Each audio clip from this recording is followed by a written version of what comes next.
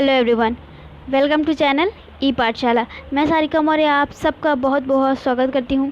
तो अगर आप एक एस्पिरेंट हैं और कंपटीशन एग्ज़ाम या कंप्यूटर की किसी एग्ज़ाम की तैयारी कर रहे हैं, चाहे वो CCC हो, ओ लेवल हो या उस कंप्यूटर से रिलेटेड कोई भी एग्ज़ाम हो, और अगर आप वो कोई बेसिक कोर्स है, तो मैं आज आपसे डिस्कस करने वाली हूँ वो 15 क्वेश्चन जो हर कंप्यूटर के एग्ज़ाम में या फिर जिस भी कंपटीशन एग्ज़ाम में कंप्यूटर पूछा जाता है वहाँ पे आते हैं। वो क्वेश्चन मैं आपसे यहाँ पे डिस्कस करूँगी, और वो जो क्वेश्चन हैं वो काफ़ी एग्ज़ाम में पूछे भी जा चुके हैं और आने वाले भी एक्सपेक्टेड हैं। तो चलिए आइए शुरू करते हैं, आपका समय ना वेस्ट करते हुए यहाँ पे जल्दी से 15 क्वेश्चन को डिस्कस कर लेते हैं। तो चलिए हम लोग यहाँ पे आगे बढ़ते हैं कि हमारा जो पहला क्वेश्चन है वो आपका पूछा गया है, कंप्यूटर का जनक किसे कहा जाता है। अगर इंग्लिश में बात करें तो who is a father of computer. आपको यहाँ पे बताना है कि कंप्यूटर का जनक किसे कहा जाता है, और ये जो आपका क्वेश्चन है ये बहुत बारी पूछा जा चुका है। ए ऑप्शन है आपका बिल गेट्स, बी है चार्ल्स बेबेज, सी है ब्लेज पास्कल, या फिर डी है जोसेफ जैक्यूर। तो देखिए ये जो 4 ऑप्शन आपको दिए जाते हैं ये इनमें से ही रिलेटेड कहीं ना कहीं होते हैं, आपको कंफ्यूज करने के लिए दिए जाते हैं। तो आपको कंफ्यूज नहीं होना है। अगर आपको आंसर आता है तो शौर्य से इसका आंसर यहाँ पे लगाइएगा। तो इसका जो सही आंसर होगा वो होगा हमारा चार्ल्स बेबेज। ठीक है, बहुत ईजी है, बहुत ही ईजी क्वेश्चन है, बहुत पूछा भी गया है। चलिए हम लोग नेक्स्ट क्वेश्चन पे चलते हैं। नेक्स्ट क्वेश्चन की बात करूँ तो आपका क्वेश्चन है WWW के आविष्कारक कौन है। ठीक है, 4 ऑप्शंस आपके सामने हैं। ए चार्ल्स बेबेज, बी है बिल गेट्स, सी है वॉटसन, या डी टिम बर्नर-ली। ये क्वेश्चन भी आपका बहुत बार पूछा जा चुका है, तो ज़्यादा समय न लेते हुए मैं आपको आंसर बता देती हूँ। उसका जो सही आंसर होगा वो होगा आपका टिम बर्नर-ली। ठीक है, टिम बर्नर-ली जो उन्होंने WWW का आविष्कार किया था, इसका जो पूरा नाम होता है वो होता है वर्ल्ड वाइड वेब। मतलब कि आप जो वेबसाइट्स और बहुत सारे गूगल या कुछ भी यूज़ करते हैं वो सब उसमें जो पेजेस होते हैं, HTML लैंग्वेजेस होती हैं, वो सब इस पे रिकॉर्ड होती हैं। ठीक है, मतलब इस पे उपस्थित होती हैं। ठीक है, तो चलिए अपने नेक्स्ट क्वेश्चन पे चलते हैं। नेक्स्ट क्वेश्चन आपका पूछा गया है FTP का पूरा नाम क्या है। आपको यहाँ पे बताना है FTP का पूरा नाम क्या है। ए है आपका फाइल ट्रांसफ़र प्रोटोकॉल, बी है फोल्डर ट्रांसफ़र प्रोटोकॉल, सी है फोल्डर ट्रांजैक्शन प्रोटोकॉल, या डी फाइल ट्रांजैक्शन प्रोटोकॉल। ठीक है, देखिए प्रोटोकॉल क्या होता है। प्रोटोकॉल हम अगर इंटरनेट पे काम करते हैं तो उनसे जुड़ा कोई नियम या कोई रूल ऐसा जो कि फ़िक्स होता है, उन्हें हम लोगों को फॉलो करना होता है, तो ये हमारा प्रोटोकॉल होता है। अगर इस क्वेश्चन की बात करूँ तो इसका जो सही आंसर है वो होगा आपका पहला फाइल ट्रांसफ़र प्रोटोकॉल। ठीक है, ऑनलाइन या फिर वेबसाइट पे कहीं भी हम लोग फाइल को ट्रांसफ़र करते हैं, उसमें जो प्रोटोकॉल लागू होता है उसको हम लोग FTP के नाम से जानते हैं। ठीक है, नेक्स्ट क्वेश्चन की बात करते हैं। नेक्स्ट क्वेश्चन आपको पूछा गया है 1 गीगाबाइट या फिर GB कितने बाइट के बराबर होता है। ठीक है, आपको यहाँ पे बताना है कि कितने बाइट के बराबर होता है। यहाँ पे 4 ऑप्शंस आपको दिए हुए हैं और चारों काफ़ी कंफ्यूजिंग है, लेकिन कंफ्यूज होने की कोई बात ही नहीं है, ये एकदम फिक्स है। आपको आंसर एक बार पढ़ना है और लगा देना है। तो चलिए, ए ऑप्शन है आपका 1024 KB, बी है 1024 MB, सी है 1024 GB, या फिर डी है 1024 TB। तो इसके सही आंसर की बात करूं तो ये आपका होगा बी 1024 MB। ठीक है, 1 गीगाबाइट में 1024 MB होते हैं। ठीक है, देखिए ये जो आपका मेमोरी जो आपका टॉपिक है वो बहुत पूछा जाता है। ठीक है, जो मेमोरी टॉपिक है आपका बहुत ज़्यादा पूछा जाता है, उससे कम से कम बहुत सारे क्वेश्चंस बने होते हैं। ठीक है, थोड़ा सा डिस्कशन हम इसको कर लेते हैं डीप। अगर मैं बात करूँ यहाँ पे टाइप्स ऑफ मेमोरी की, तो आप देख रहे होंगे यहाँ पे 2 प्रकार की होती है, प्राइमरी और सेकेंडरी। ठीक है, प्राइमरी मतलब प्राथमिक, सेकेंडरी मतलब द्वितीय। प्राइमरी मेमोरी में हमारी 2 मेमोरी आती हैं, एक होता है रैम, दूसरा होता है रोम। ठीक है, रैम का जो पूरा नाम होता है वो होता है रैंडम एक्सेस मेमोरी, और रोम का पूरा नाम होता है रीड ओनली मेमोरी। तो ये बहुत ही ईजी है, आपका इन दोनों से एक क्वेश्चन बनता है कि रैम का पूरा नाम क्या है, रोम का पूरा नाम क्या है। और अगर सेकेंडरी मेमोरी की बात करूं तो CD है, DVD है, फ्लॉपी डिस्क है, हार्ड डिस्क है, या फिर मैग्नेटिक डिस्क है। ये सारे आपके सेकेंडरी मेमोरी के अंतर्गत आते हैं। ठीक है, मैं यहाँ पे आपको यूनिट ऑफ कंप्यूटर डेटा की बता देती हूँ। ठीक है, जैसा कि अभी क्वेश्चन आपके सामने था, क्वेश्चन आपका यहाँ पे पूछा जाता है कि 4 बिट कितने निबल के बराबर है। ठीक है, तो ये आपका सही आंसर होगा 1 निबल के बराबर होता है। ठीक है, यह क्वेश्चन आपका ऐसे ही पूछा जा सकता है कि एक निबल में कितने बाइट्स होते हैं, तो आपका आंसर हो जाएगा 4 बिट्स होते हैं, बिट्स होगा यहाँ पे। ठीक है, और अगर 8 बिट्स की बात करूँ तो वो आपका वो 1 बाइट बनाता है। ठीक है, अगर 8 बिट्स होते हैं तो आपका 1 बाइट बनाता है, और अगर 4 बिट्स होते हैं तो 1 निबल बनाता है। ठीक है, बाइट की बात हमारा आता है 10-24 बाइट, उसमें हमारा 1 KB होता है, किलोबाइट का पूरा नाम KB किलोबाइट होता है, KB का पूरा नाम। और 10-24 मेगाबाइट्स में 1 गीगाबाइट होता है, जो कि आपका क्वेश्चन था। और 10-24 गीगाबाइट में आपका होता है 1 टेराबाइट, और 10-24 टेराबाइट में 1 पेटाबाइट होता है।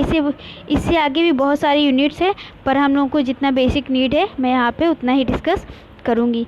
ठीक है, तो चलिए नेक्स्ट क्वेश्चन आपको पूछा गया है SMPS का मतलब क्या होता है, मतलब कि SMPS का पूरा नाम आपको यहाँ पे बताना है। ए ऑप्शन है आपका switched mode power supply, B है start mode power supply, C है स्टोर मोड पावर सप्लाई, या डी है single mode power supply. SMPS क्या होता है, देखिए हमारे कंप्यूटर सिस्टम के CPU का एक पार्ट होता है। CPU के अंदर जहाँ से हमको पावर की सप्लाई होती है, बिजली की सप्लाई होती है, वो SMPS हमारा होता है। ठीक है, तो इसका जो सही आंसर होगा वो होगा ए आपका स्विच मोड पावर सप्लाई। ठीक है, जो आपने देखा होगा CPU में एक फ़ैन लगा होता है, वो हमारा SMPS होता है। ठीक है, तो चलिए नेक्स्ट क्वेश्चन पर चलते हैं। नेक्स्ट क्वेश्चन आपका पूछा गया है MS वर्ड का एक्सटेंशन क्या है। आपको MS वर्ड का एक्सटेंशन नेम बताना है। ए ऑप्शन है आपका .docx, बी है .exel, सी है आपका .xlsx, या डी है txt। ठीक है, तो देखिए जो एक्सटेंशन नेम है वो एक अपना अलग टॉपिक है। ठीक है, अगर मैं बात करूं तो एक्सटेंशन नेम क्या आपका अपना अलग टॉपिक है, जो हमारे जितने भी प्रोग्राम होते हैं, जैसे MS वर्ड हो गया, पावर पॉइंट हो गया, या कोई भी इमेज हो गई, इन सब का एक एक्सटेंशन नेम होता है। जैसे हमारा एक नाम होता है और हमारी एक कास्ट होती है, वैसे ही यहाँ पे कंप्यूटर में भी होता है। तो एक्सटेंशन नेम अगर आप चाहें तो हमारी प्लेलिस्ट में जाकर देख लीजिएगा, जल्दी उसके बारे में बात करेंगे। चलिए आंसर की बात करते हैं। इसका जो सही आंसर होगा वो होगा आपका .docx। ठीक है, क्योंकि MS वर्ड में हम लोग डॉक्यूमेंट बनाते हैं। ठीक है, MS वर्ड में हम लोग डॉक्यूमेंट बनाते हैं, इसलिए इसको आप ऐसे याद रख सकते हैं .doc डॉक्यूमेंट, मतलब MS वर्ड का एक्सटेंशन होता है। अगर बी ऑप्शन की बात करूं तो ये किसी चीज़ का भी एक्सटेंशन नहीं है, ये गलत है यहाँ पे। और सी ऑप्शन की बात करूं तो ये आपका एक्सेल से रिलेटेड होता है। ठीक है, एक्सेल से रिलेटेड होता है। और अगर TXT बात करूँ तो ये आपका नोटपैड से रिलेटेड होता है। ठीक है, नोटपैड में जिसमें आप टेक्स्ट लिखते हैं। ठीक है, चलिए नेक्स्ट क्वेश्चन पे आते हैं। नेक्स्ट क्वेश्चन आपका पूछा गया है USB का पूरा नाम बताइए। आज के ज़माने में कोई ऐसा बंदा नहीं होगा या कोई ऐसा इंसान नहीं होगा जिसने USB का यूज़ ना किया हो। अगर आप अपना मोबाइल चार्ज करते हैं उसमें भी आप USB का यूज़ करते हैं, या आप कोई डेटा ट्रांसफ़र करते हैं उसमें भी USB का यूज़ करते हैं। ठीक है, अगर वायर के थ्रू करते हैं तो USB का यूज़ वहाँ पे होता है। ठीक है, तो चलिए पहले इसका फुल फॉर्म जान लेते हैं कि USB का पूरा नाम होता है यूनिवर्सल सीरियल बस। जिसका सही आंसर होगा वो होगा आपका डी, यूनिवर्सल सीरियल बस। ठीक है, USB क्या होती है, देखिए आपका डेटा ट्रांसफ़र के काम आती है, और साथ साथ में जो आप आजकल जितने भी चार्जर आ रहे हैं उसमें USB आपको मिलती है, जिससे कि कंप्यूटर से आप कोई भी डाटा आसानी से ट्रांसफ़र कर सकते हैं, मोबाइल से कंप्यूटर में या कंप्यूटर से मोबाइल में। ठीक है, और हमारे जो कीबोर्ड माउस आते हैं उनके जो वायर होते हैं वो भी USB के ही होते हैं।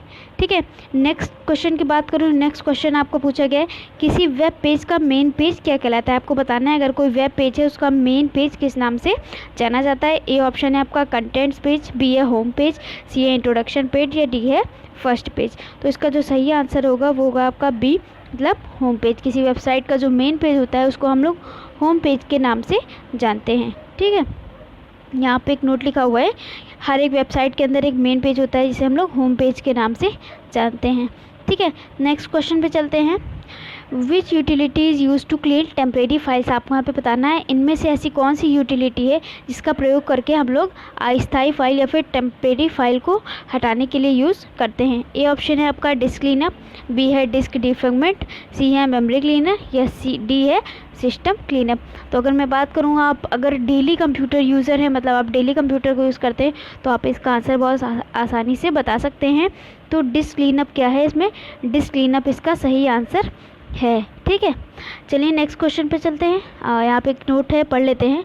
डिस्क क्लीनअप उपयोगकर्ताओं को उन फाइलों को हटाने की अनुमति देता है जिनकी अब आवश्यकता नहीं है। ठीक है, मतलब उन फाइलों को डिलीट करने के लिए अलाउ करता है जिनकी हमें आवश्यकता नहीं है, या हम लोग बहुत पहले यूज़ करते थे, अब यूज़ नहीं कर रहे हैं, बहुत दिनों से यूज़ नहीं किया, उस तरह की कुछ टेम्परेरी फाइलों को हटाने के लिए करते हैं। ठीक है, इससे क्या होता है, आप अगर क्लीन कर देते हैं अपना सिस्टम, तो आपके कंप्यूटर का जो परफॉर्मेंस है वो फास्ट होता है, मतलब तेज़ हो जाता है और जल्दी जल्दी आपका काम होता है। ठीक है, 10 नंबर क्वेश्चन आपका पूछा गया है। एक सॉफ्टवेयर प्रोग्राम होता है जो यूज़र को वेब पेज ढूंढने, उन्हें एक्सेस करने की अनुमति देता है। ऐसा कौन सा सॉफ्टवेयर है, आपको बताना है ऐसा कौन सा सॉफ्टवेयर है जो कि यूज़र को वेब पेज पर सर्च करने, एक्सेस करने के लिए अनुमति देता है। 4 ऑप्शन है आपके पास, web browser, web viewer, spreadsheet या फिर वर्ड प्रोसेसर। तो अगर मैं इसके आंसर की बात करूँ तो जिसका सही आंसर है वो आपका वेब ब्राउज़र। ठीक है, वेब ब्राउज़र के थ्रू आप बहुत सारी चीज़ों को ब्राउज़ कर सकते हैं, कुछ भी सर्च कर सकते हैं, जैसे कि गूगल क्रोम है, तो क्रोम क्या है, हमारा एक तरह का वेब ब्राउज़र कहलाता है। या आपका हो गया इंटरनेट एक्सप्लोरर, मोजिला, फायरफॉक्स, ये सारे क्या हैं, आपके वेब ब्राउज़र होते हैं। ठीक है, यहाँ पे आप देख सकते हैं कि एक नोट भी है आपके सामने। ठीक है, एक वेब ब्राउज़र इस्तेमाल इंटरनेट में वेबसाइट को देखने, उन्हें एक्सेस करने के लिए किया जाता है। ठीक है, जैसे कि आपका इमेज देख रहे होंगे, ओपेरा मिनी है, गूगल क्रोम है, सफारी हो गया आपका, मोजिला फायरफॉक्स हो गया, इंटरनेट एक्सप्लोरर हो गया, माइक्रोसॉफ्ट एज हो गया, ये आपके क्या है सारे, ये आपके सारे वेब ब्राउज़र होते हैं। ठीक है, चलिए नेक्स्ट क्वेश्चन पे चलते हैं। इन इंटरनेट टर्मिनोलॉजी आईपी मीन्स, आपको बताना है आईपी का पूरा नाम क्या होता है। ठीक है, इंटरनेट प्रोवाइडर, बी है इंटरनेट प्रोटोकॉल, इंटरनेट प्रोसीजर, या डी है इंटरनेट प्रोसेसर। बहुत ही इजी क्वेश्चन है, इसका जो सही आंसर होगा वो होगा आपका इंटरनेट प्रोटोकॉल। ठीक है, आईपी तो आपने सुना ही होगा या ऐसा लिखा हुआ तो देखा ही होगा। ठीक है, देखिए आईपी क्या होता है, अगर मैं आईपी की बात करूँ यहाँ पे, तो आप देख सकते हैं आईपी एड्रेस एक प्रकार का यूनिक एड्रेस होता है। ठीक है, ऐसा एड्रेस यूनिक होता है किसी भी डिवाइस का, या फिर हम जितनी भी डिवाइसेस यूज़ करते हैं, गैजेट्स यूज़ करते हैं, लाइक कंप्यूटर सिस्टम हो गया, लैपटॉप हो गया या मोबाइल हो गया, इनका सबका एक आईपी एड्रेस होता है जो कि यूनिक होता है। किसी भी 2 सिस्टम की आईपी एड्रेस सेम नहीं हो सकती। ठीक है, मतलब अगर आपके पीसी का एक आईपी एड्रेस फिक्स है, अगर आप किसी भी पीसी या किसी भी मोबाइल में देख लेंगे, वैसा सेम एड्रेस आपको कहीं भी नहीं मिलेगा। ठीक है, जो नेटवर्क पर हर डिजिटल सिस्टम को, मतलब हर डिजिटल सिस्टम को प्रदान किया जाता है। आईपी एड्रेस 32 बिट का एड्रेस फॉर्मेट होता है। ठीक है, इसकी जो बिट्स हैं वो 32 होती हैं। आईपी पते को कुछ ज़्यादा ही हिंदी हो गया, उम्मीद है आपको समझ में आ रहा होगा। डॉटेड डेसिमल नोटेशन के नाम से जानते हैं। ठीक है, अगर मैं बात करूँ डॉटेड डेसिमल नोटेशन, बिंदीदार दशमलव संकेतन, ठीक है, द्वारा दर्शाया जाता है एक आईपी पते में 4 नंबर को। ठीक है, 4 नंबर को क्या कहते हैं, ऑक्टेट कहते हैं। क्यों, क्योंकि वो आपका 8 बिट का होता है। ठीक है, प्रत्येक ऑक्टेट में 0 से 255 के बीच कोई भी वैल्यू हो सकती है। ठीक है, तो आईपी एड्रेस की जो रेंज है वो फिक्स है, 0 से 255 के बीच ही नंबर्स का यूज़ वहाँ पे होता है।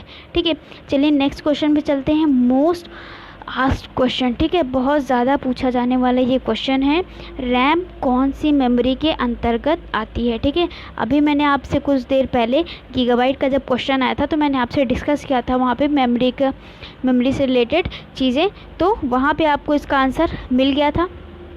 रैम आपकी देखिए प्राइमरी मेमोरी होती है। मैं आपका समय नष्ट नहीं करना चाहती, इसलिए जल्दी से सेशन को कंप्लीट कर लेती हूँ। ठीक है, रैम क्या है, आपका प्राइमरी मेमोरी होता है, मतलब प्राथमिक मेमोरी होती है।